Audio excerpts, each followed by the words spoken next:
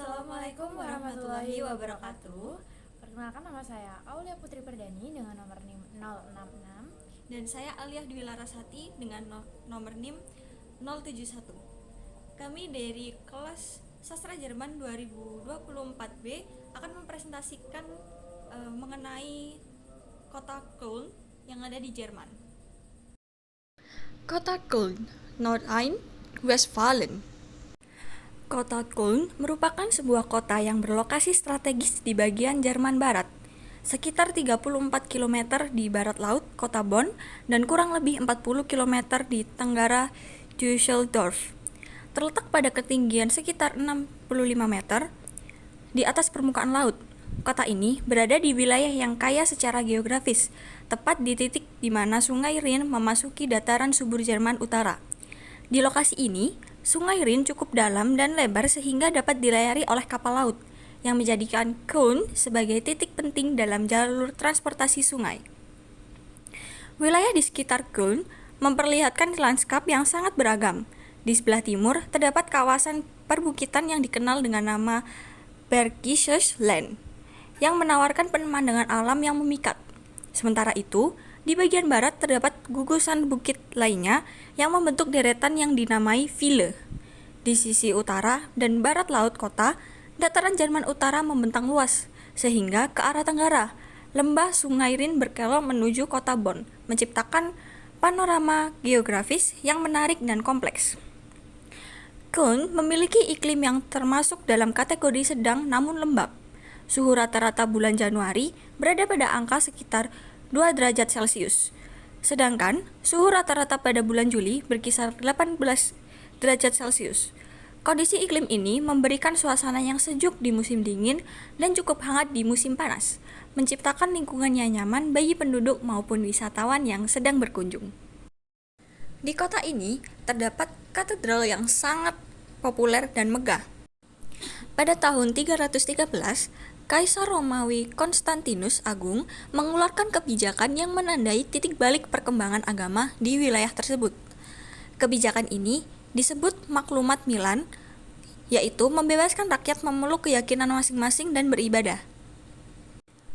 Hal ini merupakan angin segar bagi pemeluk Kristen yang sebelumnya kerap kali mendapatkan diskriminasi. Sejak saat itu, banyak gereja dibangun termasuk di pinggir Sungai Rhine, Köln.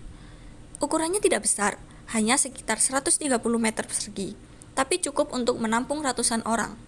Gereja itu berhasil menjadi pusat keagamaan dan eksis hingga ratusan tahun. Letak yang strategis berkontribusi terhadap perkembangan gereja. Sungai Rhine adalah jalur transportasi sehingga menjadi titik temu para pedagang, seniman, dan agamawan. Mereka kerap kali beribadah di sana. Gaya bangunannya yaitu gotik dan sangat tinggi serta megah. Pembangunannya memakan waktu ratusan tahun, dari abad ke-13 hingga abad ke-19. Untuk saat ini, katedral ini menjadi tempat wisata paling populer di Köln dan juga situs warisan dunia UNESCO. Selanjutnya ada Gembok Cinta. Gembok Cinta ini berada di Hohenzollernbrücke. Jembatan panjang ini berfungsi sebagai jembatan pejalan kaki dan jembatan kereta api. Jembatan ini menghubungkan jalan setapak yang lebar di tepi kanan dengan kota tua di sebelah kiri. Jembatan ini juga penuh dengan gembok cinta yang dipasang oleh pasangan yang saling mencintai.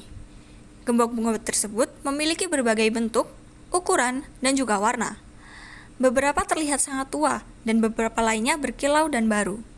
Jumlahnya begitu banyak hingga kota khawatir akan menambah beban jembatan. Bagian terbaik dari jalan-jalan melintasi jembatan adalah pemandangan cakrawala kota yang indah, termasuk katedral dan gereja Great St. Martin di dekatnya. Kemudian ada Kölner Karneval.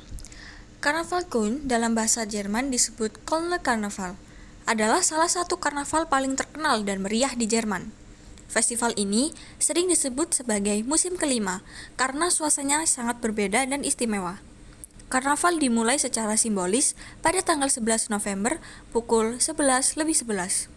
Namun, perayaan besar-besar di jalan baru benar-benar dimulai setelah masa Natal, tepatnya setelah tanggal 6 Januari. Pesta jalanan dimulai dari Weiberfastnacht yaitu Kamis sebelum Rabu Abu. Mulai hari itu, suasana kota berubah total. Orang-orang turun ke jalan dengan mengenakan kostum lucu, aneh, serta kreatif. Selama karnaval, orang-orang di Köln menyapa satu sama lain dengan kata khas dalam bahasa Köln, yaitu Kölle Alaf, yang berarti hidup Köln. Karnaval ini bukan hanya festival biasa, tetapi bagian penting dari budaya dan identitas kota Köln. Setelah itu, ada Rosenmontag. Rosenmontag merupakan salah satu puncak acara dari festival karnaval. Di puncak karnaval tersebut, orang-orang berkumpul di jalanan untuk menyaksikan arak-arakan kendaraan hias, marching band, dan juga pertunjukan penuh warna. Seluruh kota berubah menjadi pesta rakyat yang penuh tawa dan kebebasan berekspresi. Selama parade ini berlangsung, peserta melemparkan permen dan juga bunga kepada penonton, menciptakan suasana yang lebih akrab. Selain warga lokal, banyak wisatawan yang datang meramaikan perayaan ini, menjadikannya ajang interaksi budaya. Di kota kecil, Blankenheim di kawasan Eiffel, gerombolan roh dan sosok berpenampilan bengis menguasai kota pada malam minggu. Di Köln pun sama, sosok-sosok mengerikan menakut-nakuti para pejalan kaki dengan melakukan pawai roh. Arak-arak ini dapat diikuti oleh siapapun yang berkostum menyeramkan. Alhasil, pada malam minggu roh dan tulang rangka menyebur api dan kelompok genderang pun beramai-ramai menyusuri jalanan kota. Suasana suram serupa juga mewarnai malam terakhir karnaval.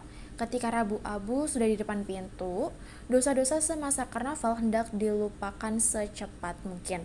Tumbalnya adalah Nubel, atau boneka jerami yang dibakar di depan kedai-kedai minum di Köln pada malam Rabu.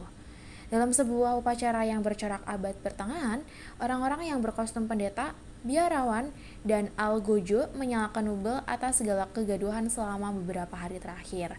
Dengan terbakarnya Nubel, semua dosa ditebus. Karnaval berakhir dan Rabu Abu pun dimulai.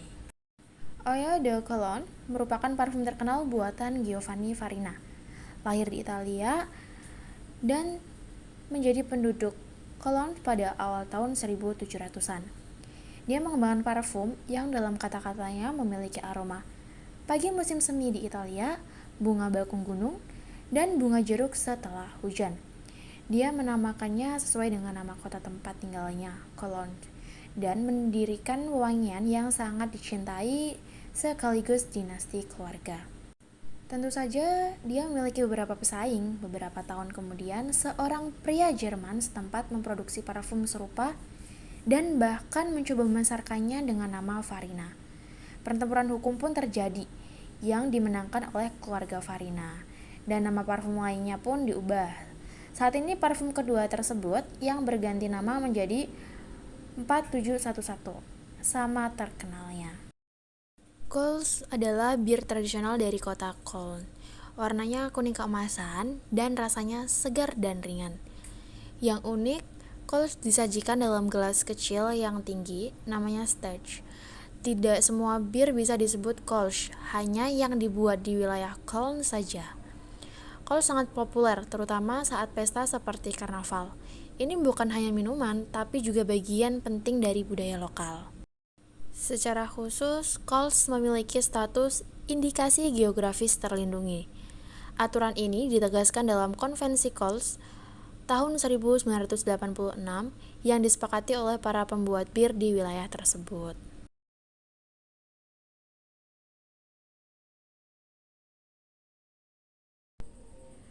Sekian presentasi dari kami. Apabila ada salah kata, mohon dimaafkan.